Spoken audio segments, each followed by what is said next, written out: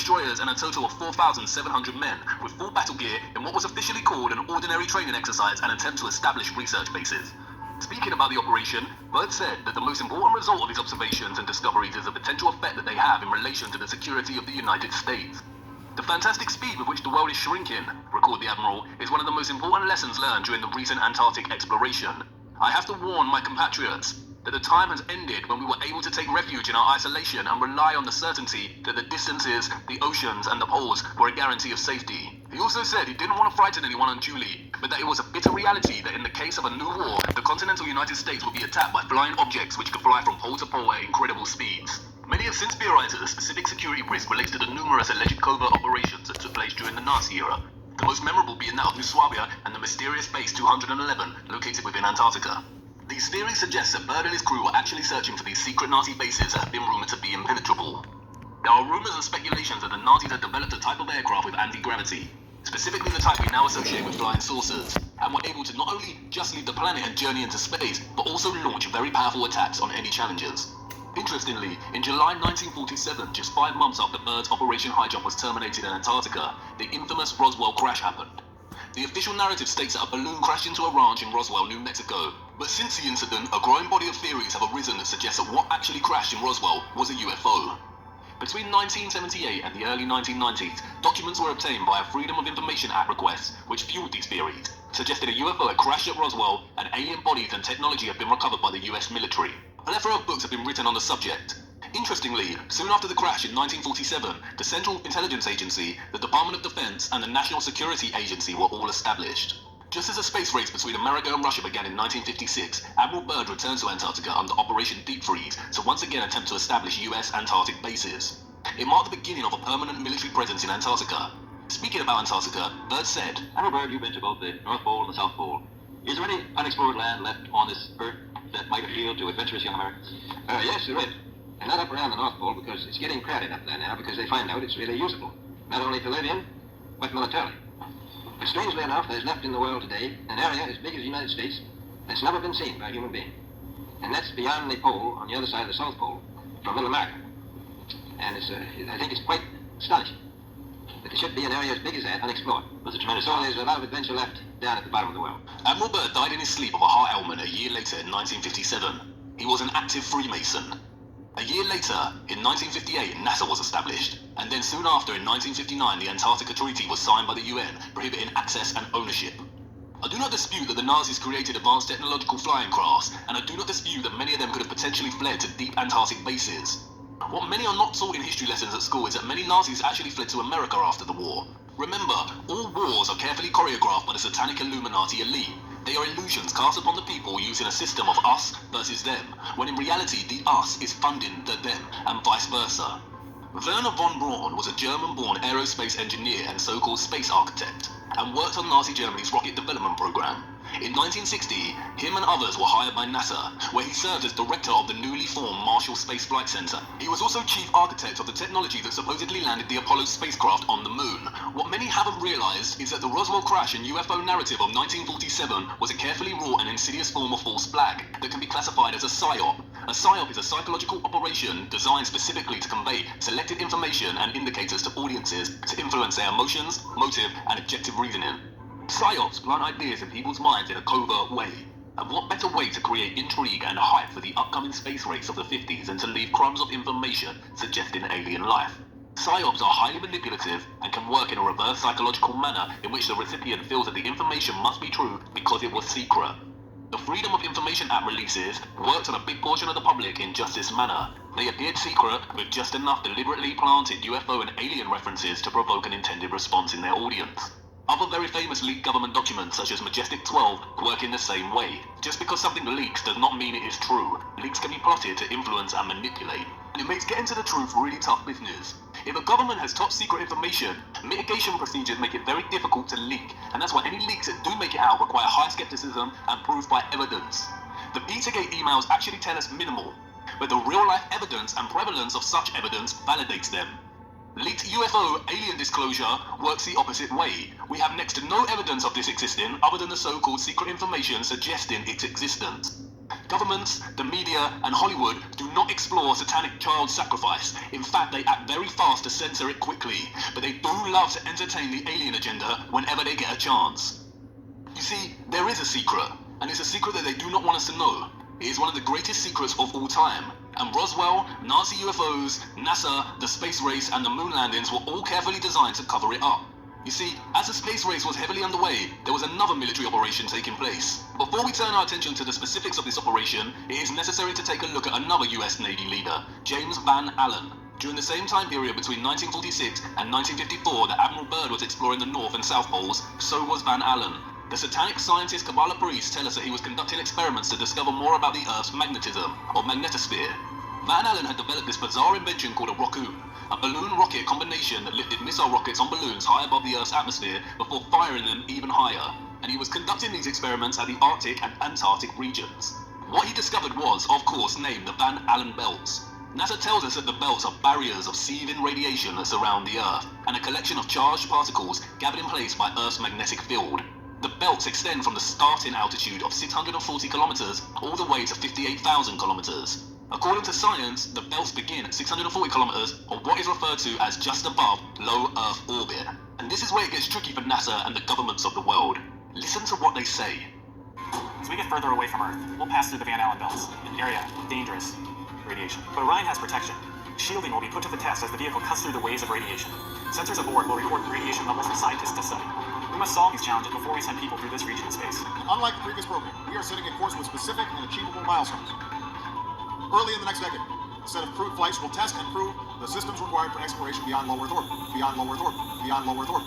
The kinds of technologies that we're testing out on Space Station are definitely helping us with our goals of going beyond low Earth orbit. So we have a really robust exploration program at NASA. The plan that NASA has is to build a rocket called SLS, which is a heavy lift rocket. It's something that is much bigger than what we have today, and it will be able to launch the Orion capsule with humans on board, as well as landers or other components to destinations beyond Earth orbit. Right now, we only can fly in Earth orbit. That's the farthest that we can go. And this new system that we're building is going to allow us to go beyond and hopefully take humans into the solar system to explore. So the moon, Mars, asteroids, there's a lot of destinations that we could go to, and we're building these building block components in order to allow us to do that eventually. The moon, Mars, asteroids, there's a lot of destinations that we could go to. The moon, Mars, asteroids, there's a lot of destinations that we could go to. The moon, the moon, the moon. Wait, what? Come again? I thought we went to the moon. It seems like someone is lying. And now that you know about these radiation belts, do you really believe we went to this imaginary ball of rock in this tin can? We never went to the moon, and no one can go to the moon as it is not a sphere. Van Allen was approached by the military in the early 60s. In 1962, he suggested clearing the belts away by setting off nuclear bombs near the outer belt. The US military contacted Van Allen and began conducting a series of nuclear tests in the early 1960s called Operation Dominic. As the official narrative tells us, the operation included within it the Operation Fishbowl events, which were designed to understand how nuclear weapons would interact with the Earth's so-called magnetic field. The highest of the fishbowl events was called Starfish Prime, a 1.4 megaton nuclear bomb detonated at 400 kilometers on July 9, 1962. Why were they firing rockets and nuclear bombs way up into the Earth's atmosphere to discover more about its radiation? You do realize that nuclear bombs produce extreme radiation. You do not discover the chemical composition of lemon juice by squeezing more lemon juice onto it. And this is a secret. No one in history has ever left Earth. You cannot leave Earth. They are telling you to your face. Now, one thing I really want your generation to embrace is that the Earth is a closed system. The Earth is a closed system. We cannot leave the Earth. There's no place to go. And this is from one of the highest satanic scientist Kabbalah priests himself, straight from the goat's mouth. See, these Satanists just have to tell you, they are hiding it in plain sight again. And they're getting away with it because they are relying on both our inability to get our heads around the bamboozlement of impossible figures and phenomena, and they are also relying on our blind trust in the scientific institutions of the world and their word. No one has ever left flat Earth. It is a closed system, and not because there are radiation belts. No one has left because there is a dome-like roof above, or what is better understood as a firmament. We cannot leave the Earth. This is what Admiral Byrd discovered in Antarctica. They discovered the foundations of the firmament. And that's why you cannot go to Antarctica. It is literally the edge of the Earth. And I know what you're probably thinking. What? This is going from crazy to crazier to insane. But by now you already know what I am going to say. Let me show you. In 2014, civilian space geeks constructed their own rocket with a camera on and sent it up with the goal of being the first civilian rocket to make it to space. Look what happens. Our mission as the Civilian Space Exploration Team is to be the first civilian team in history to launch a rocket that reaches space. All systems are go for launch. You went 10 seconds. 9, 8, 7, 6, 5, 4, 3, 2, 1.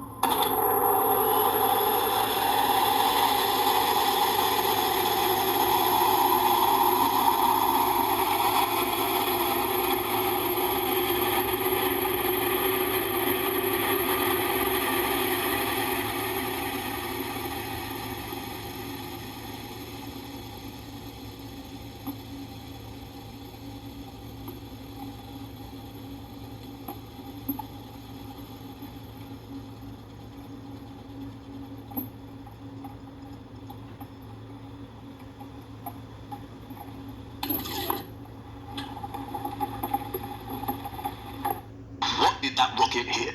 If there was a high amount of intense radiation up there, it would have scorched that mini rocket to pieces. There is no radiation above us, covering a globular spinning planet ball. It is a flat, stationary plane with a firmament above. And I know that you want to scream and say that does not prove anything. The rocket's engine could have failed. But take it easy. We are just getting started. You see, what they never told you in school is that every single civilization in our Earth's history knew that the Earth is flat, and there existed a firmament above our heads. They were trying to tell us, and illustrations throughout the years have brought their conceptions of the world that we live in to life. Look.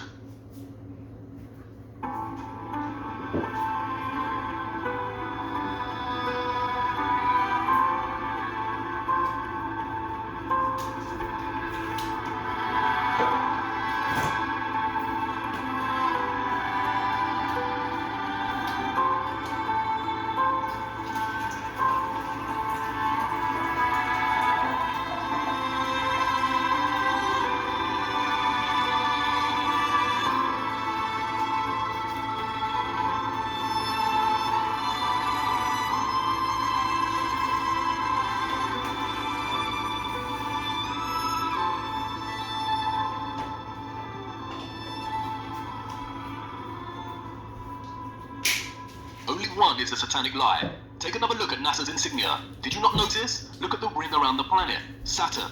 And look closer at what they call the red chevron. Don't you think it looks like a split tongue? The tongue of the serpent? It almost resembles a letter T, which would give the organization's name an interesting anagram. But just a coincidence, I'm sure. And why does every single rocket that NASA supposedly sends up to space take the exact same path? Look. They aren't sending rockets into space. They reach a certain altitude and begin bending until traveling horizontally and landing in the ocean somewhere. They cannot go up and leave Earth's atmosphere and journey into space because there is no space. There is a firmament above. And they have been hiding it in plain sight the whole time. Look closer at the Masonic drawings. Can you see it? The four pillars, or the four corners of the Earth, the sun and moon, the same size and both within an arched dome or firmament. And of course, satanic pedo Hollywood has already told us while laughing behind our backs. Look.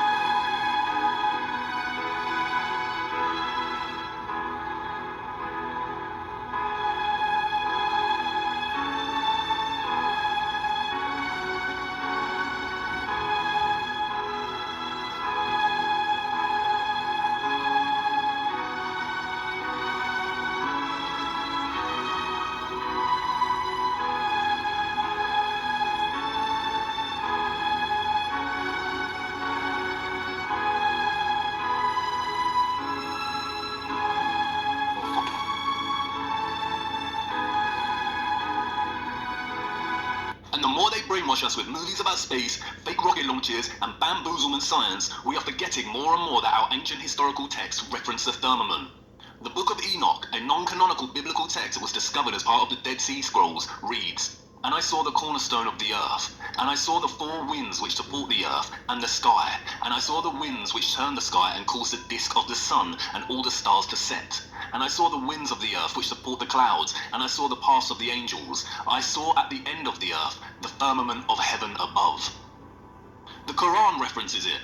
"With power and skill did we construct the firmament." The Book of Job, which is older than the Torah itself, references this very firmament. "Hast thou with him spread out the sky, which is strong as a molten looking glass?" What does that mean? A molten looking glass? I guess I'm up against the highest, hardest stained glass ceiling. So, I guess I'm up against the highest, hardest stained glass ceiling.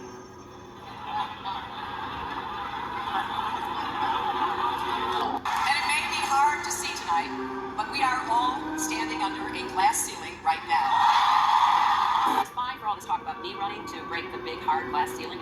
Although we weren't able to shatter that highest, hardest glass ceiling this time, thanks to you. It's got about 18 million cracks in it. And the light is shining through like never before. There's a mystery. Scattered around in the sand are thousands of chunks of strange yellow-green glass. It is really mysterious glass. We scientists are still kind of puzzled how these things form. And I can't believe we just put the biggest crack in that glass ceiling yet. It's got about 18 million cracks in it. Again, they are telling us. And the crowd claps and cheers in their own ignorance. They are telling us while laughing behind our backs. But wait a minute. The firmament cannot be made of super strong glass, or that rocket would have been shattered upon impact. And I know, maybe the rocket just malfunctioned or ran out of power. Stay with me. Interestingly, the biblical book of Genesis holds some clues to this mystery. "And God said, Let there be a firmament in the midst of the waters, and let it divide the waters from the waters. And God made the firmament, and divided the waters which were under the firmament from the waters which were above the firmament. And it was so." Could there really be water just above the firmament and directly below it? It sounds like an absurd concept. Not as absurd as bending oceans wrapped around a spinning space ball, mind you. So let's investigate. It's the stars and the planets themselves that offer more clues.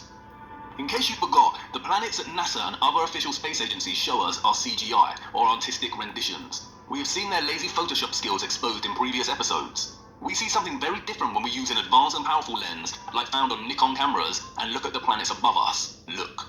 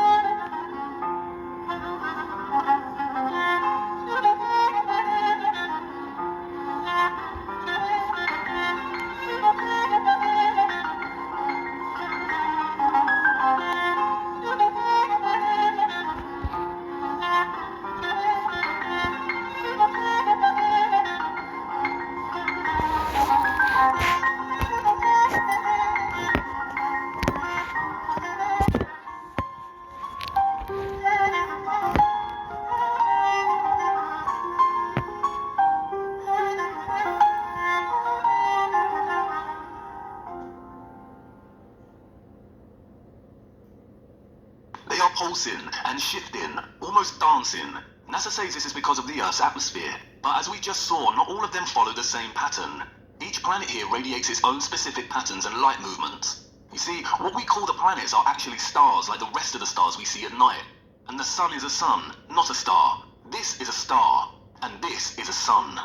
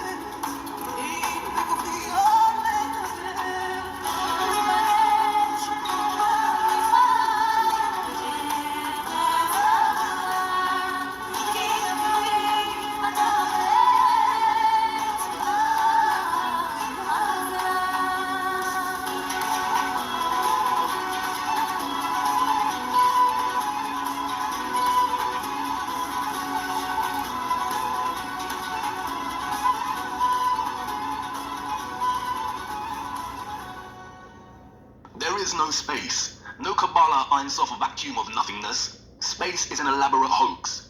Real space is water. And the water below the firmament appears to be some kind of gooey substance that is paradoxically soft and yet impenetrable. They cannot get through it. And it seems that one scientist found a similar kind of substance within the dark depths of the ocean. One of the strangest places on the ocean's floor was only just discovered in the 1990s. And my attorney is one of a handful of people to ever see it in person. Without doubt, one of the most amazing things I've ever seen is the bottom of the ocean. It was while filming for Blue Planets in the Gulf of Mexico. And I noticed there's something out in the distance. Couldn't tell exactly what, but it looked like a dark band. And as we approached it, the dark band became a donut. I saw this donut that was black in the center. What the heck is that? And so as we get closer and closer to it, I noticed that the black band had what appeared to be kind of steam over it. And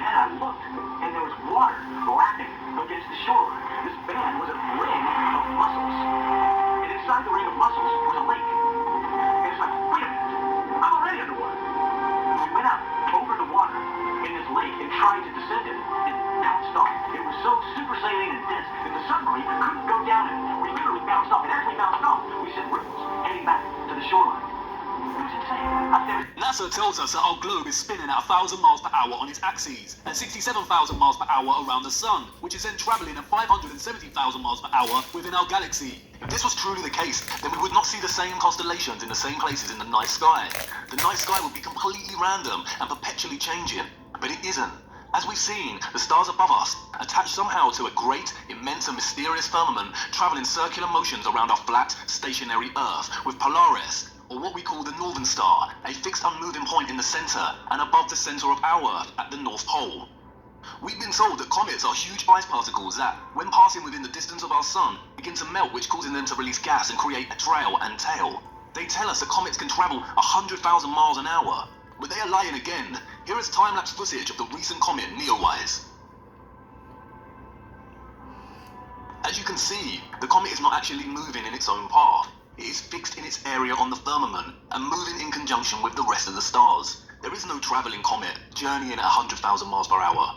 But look closer. Can you not see it?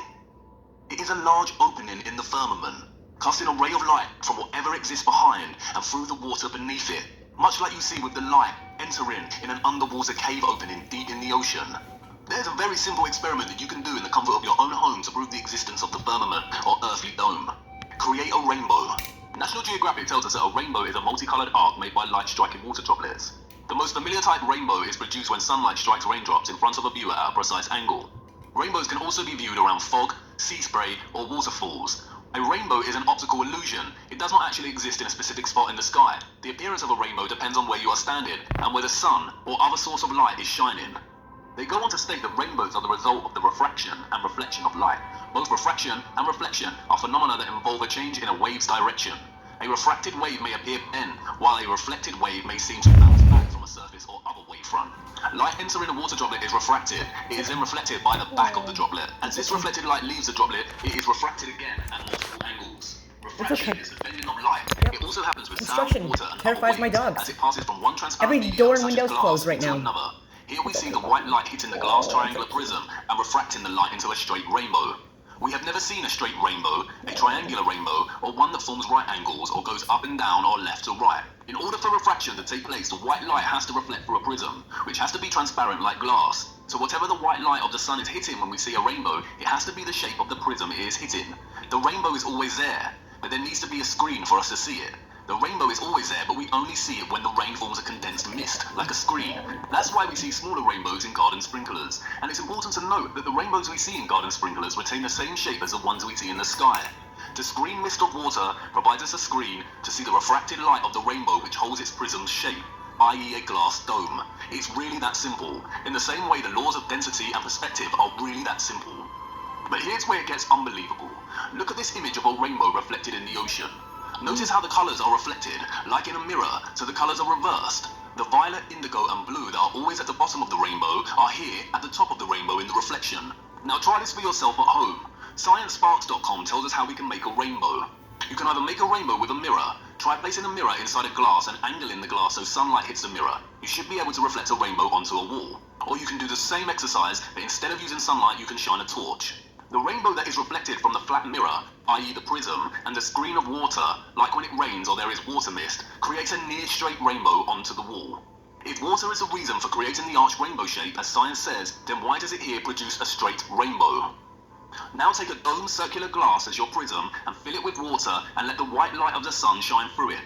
You get an arched rainbow because the prism has a dome-like shape, and it's just like the rainbow we see here on Earth. There is a double rainbow here. But unlike the double rainbow we see reflected in the ocean, the colours here are not reversed. Now look. Can you see it? The colours in the top rainbow are reversed. What you are seeing is a reflection of the rainbow in the glass firmament above, just like you would in a mirror and just like we see over the ocean or a lake. How dare they lie to us? And now really think about it. Why would a satanic Illuminati network of individuals who have all the money, power and control in the world and who molest, rape, torture, murder, drink the blood of children and worship Lucifer want to hide that our earth is flat and that there is a firmament above and the sun and the moon are local and within our dome? Why hide the true nature of our earth from us? Well, if they worship something immaterial they call Lucifer and convince everyone that is not in their little cult that they are the product of a nothingness that randomly produced a small speck which then randomly expanded and created matter and life, then you remove all possibility in the person's mind that their life is anything more than a random coincidence. However, if the Earth is a closed system with a firmament above, then it really requires serious speculation and consideration as to how our ancient ancestors and various ancient and biblical texts knew this. The Illuminati cabal do not want us to seriously consider the notion of creation, purpose for human existence, the existence of good and evil as real energetic entities, rather than archaic words to describe something that their fraudulent sciences call the spectrum of mental health. The satanic Illuminati power complex cast humanity into the dark and kept the knowledge for themselves.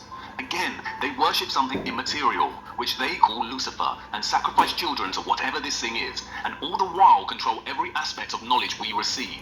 We go about our days with heads down, glued to our smartphones, downloading their programs and information that keep us brainwashed, when our eyes should be looking up to our firmament and the stars attached within it. But wait, there's more to the story. As we saw, they called the nuclear missile events of the 1960s Operation Fishbowl, and this operation was part of a larger one, Operation Dominic. The name Dominic comes from the Latin Dominicus, which means of the Lord, so together we get Fishbowl of the Lord. Again, it's there hiding in plain sight. The actions committed against children are the greatest of all sins and crimes, but this comes very close. There is nothing more satanic and evil than hiding the true nature of what humanity really is and what exists beyond. Could there be a God?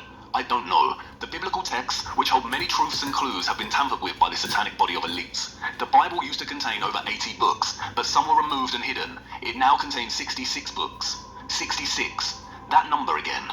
Something I did not want to show you until this point in the series are the true mathematical calculations of the Masonic science of the heliocentric Earth. We are told it spins on an axis of 23.4 degrees. If a straight angle is 90 degrees, and we subtract the 23.4 degrees of the Earth's tilt, what number are we left with? 66.6. I have told you that the Earth orbits the Sun at 67,000 miles per hour, but you see I rounded up. Wikipedia gives us a true Masonic figure, 66,600 miles per hour. I have also shown how, according to the heliocentric model, the Earth should curve at 8 inches per mile squared. What is 8 inches in feet? At this point you already know. It's 0.666. And look at what latitude they tell us that the Arctic and Antarctic poles are located at. 66.6 latitude. Can you see what is happening? How many coincidences before mathematically impossible?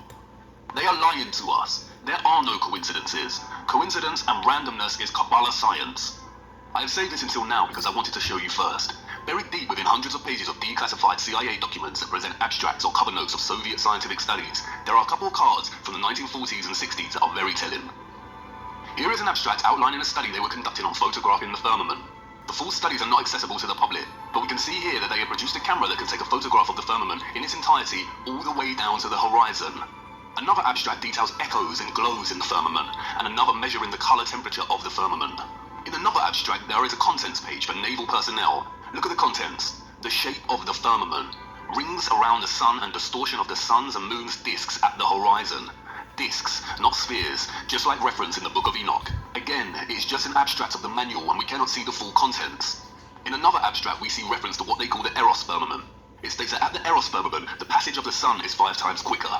The passage of the sun. They do not reference the Earth's spin in orbit, but that the sun is the one moving and making a passage over the Earth right below the firmament. Notice the dates, which align with all the operations at the poles and firing missiles up into our sky. The reference to a firmament is scarce and almost unnoticeable in the hundreds of pages that were declassified, but it is there. And there is a huge difference between these declassified documents and the government leaks I spoke about earlier, like that of Majestic 12. Barely anyone has ever noticed these snippets of study abstracts. I would say that it was by negligence that these references were even declassified within hundreds of other pages of unrelated material in the first place, but I don't think it's that. It's complacency. No one is ever likely to come across these buried documents, and if they did, I doubt they would think twice after skimming over a study title referencing the firmament. The space heliocentric hoax has been so ingrained in our minds from our early years and reinforced on a daily basis in ways we don't even think twice about, it would never occur to us the significance of such references in documents of the 1940s and 60s. But it is there, hidden in plain sight. Even the Simpsons have told us. Wait, Santa Claus, give us a deal. It's a long flight, all going back, and the ball shatters the sky, bringing the ocean itself down into the sea. Oh, and you remember Nazi aerospace engineer Werner von Braun, who was a leading director at NASA upon its founding and a leading figure in the Apollo moon missions? Well, he died in 1977. Look at his grave. It references Psalms 19:1. What is that verse? The heavens declare the glory of God, and the firmament showeth his handiwork. You see, it's always been there waiting for us to notice. We just fell asleep as children to bedtime stories of space explorers and never woke up. Space is a highly manipulative and controlled psyop, an elaborate hoax to control us and destabilize us from our true human nature. It is the greatest lie of all time. And I know what you're thinking. If space is fake, does this eradicate the possibility of alien life? I can almost feel the disappointment in you, just like all those years ago when you discovered Santa was not real. But no, it doesn't mean there isn't other life, and I implore you to consider the potential vastness of a new kind of space and land beyond the poles that Admiral Byrd was referring to.